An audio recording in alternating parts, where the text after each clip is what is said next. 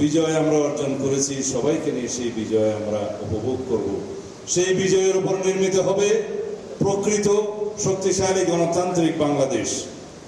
শহীদের স্বপ্ন ছিল বৈষম্যহীন মানবিক মর্যাদা ভিত্তিক সাম্যের বাংলাদেশ। শহীদের প্রত্যাশা, এই দেশবাসীর প্রত্যাশা তখনও ছিল, অঙ্গীকার এখনো আছে। সেই বাংলাদেশ আমাদের বিনির্মাণ করতে হবে ঐক্যবদ্ধভাবে, ফ্যাসিবাদ বিরোধী জাতীয় ঐক্যকে শক্তিতে পরিণত করে। এই কথা যেন আমরা ভুলে না যাই।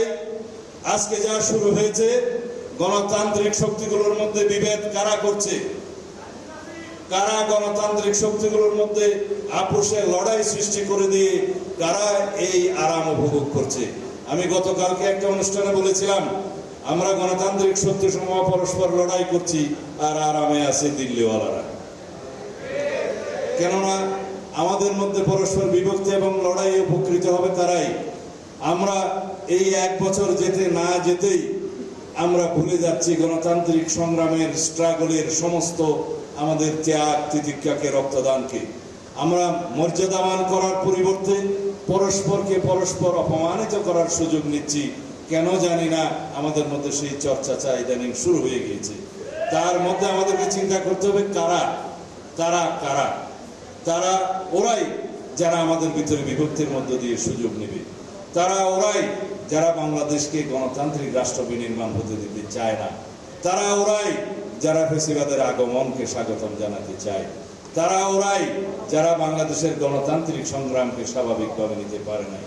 তারা ওরাই যারা বাংলাদেশের স্বাধীনতাকে নিয়ে এখনো পর্যন্ত প্রশ্ন তুলতে চায়। এই ঐক্যের যারা বিরুদ্ধে, তাদের নাম ফ্যাসিস্ট। এই ঐক্যের যারা বিরুদ্ধে, তারা এখন দিল্লিতে।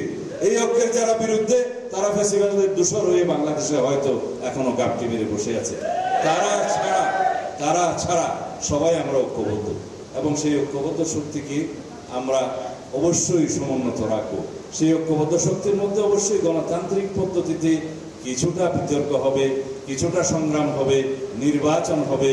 কেউ বিরোধী দলে যাবে, কেউ সরকারি দলে যাবে, কেউ তর্ক বিতর্ক করবে, কিন্তু সেটা বাংলাদেশের শক্তিশালী একটি রাষ্ট্র কাঠামো বিনির্মাণের লক্ষ্যেই হতে হবে।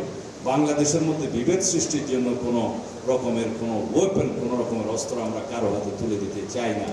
সেজন্য আহ্বান জানাবো, আমরা যারা সংস্কারের পক্ষে কথা বলছি, শক্তিশালী গণতান্ত্রিক রাষ্ট্র বিনির্মাণের জন্য সাংবিধানিক সংস্কারের কথা বলছি, আমরা যারা মানবতা বিরোধী, গণহত্যাকারী এবং গণহত্যার জন্য দায়ী বাংলাদেশে ফ্যাসিস্টদের বিচারের কথা বলছি এবং সেই বিচার দাবি করছি, সেই বিচারের জন্য ঐক্যবদ্ধ হয়েছে, আমাদের সবাইকে এক জায়গায় দাঁড়াতে হবে।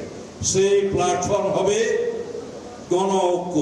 সেই গণ ঐক্যের শক্তি হবে ফ্যাসিবাদ বিরোধী জাতীয় ঐক্য, এবং সেই ফ্যাসিবাদ বিরোধী জাতীয় ঐক্যকেই আমরা এগিয়ে নিয়ে যাব ঐক্যবদ্ধভাবে। এই ঐক্যবদ্ধ পথ চলার মধ্যে আমাদের টার্গেট থাকবে, আমাদের সীমা থাকবে, আমাদের লক্ষ্য থাকবে শুধুমাত্র বাংলাদেশ বিনির্মাণের জন্য, সবার আগে বাংলাদেশ বিনির্মাণের জন্য। যারা অন্ধত্ব বরণ করেছে তাদের সন্তানরা, প্রজন্মরা চোখ দিয়ে দেখবে, বাপের পক্ষে সন্তান দেখবে, সন্তানের জন্য মা দেখবে, সেই রকম একটা বাংলাদেশ আমরা বিনির্মাণ করি।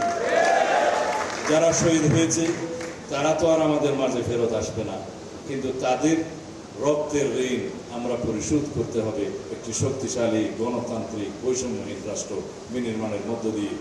মনে রাখবেন, এই সুযোগ শতাব্দীতে একবারও আসে না। কোন দেশ শতাব্দীতে একবার স্বাধীনতার স্বাদ নিতে পারে। সেই দেশের স্বাধীনতা যদি আমরা রক্ষা করতে না পারি, সেটা পরাধীনতার নামান্তর হবে।